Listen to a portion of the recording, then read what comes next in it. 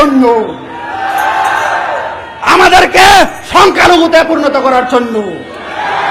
আমরা এক সময় পার্বত্য চট্টগ্রামে সংখ্যাগুরু ছিলাম, কিন্তু আজ তারা সিস্টেমেটিক্যালি ডেমোগ্রাফিক ইঞ্জিনিয়ারিং এর মাধ্যমে অলরেডি আমাদেরকে সংখ্যালঘুতে পরিণত করেছে।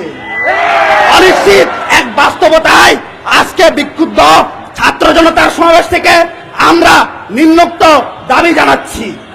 দীঘিনালায় সাম্প্রদায়িক সহিংসতার শিকার পাহাড়ি আদিবাসী সহ 3 পার্বত্য জেলার জুম্ম জনগণের জানমালের নিরাপত্তা নিশ্চিত করতে হবে।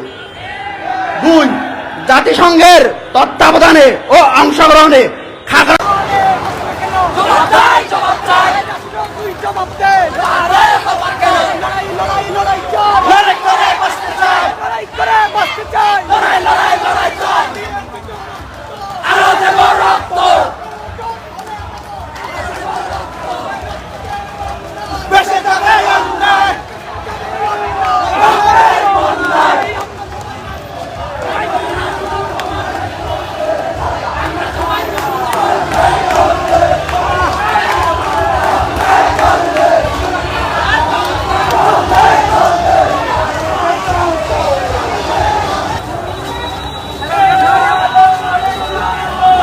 আগুন